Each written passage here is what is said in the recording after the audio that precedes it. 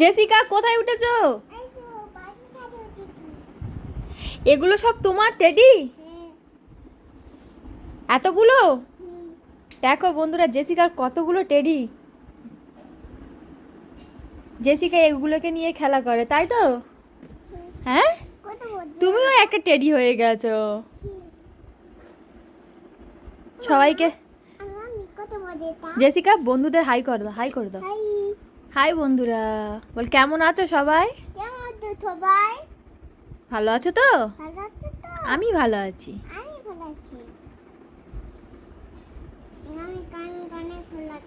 কতগুলো টেডি। ওটা কি হয়েছে?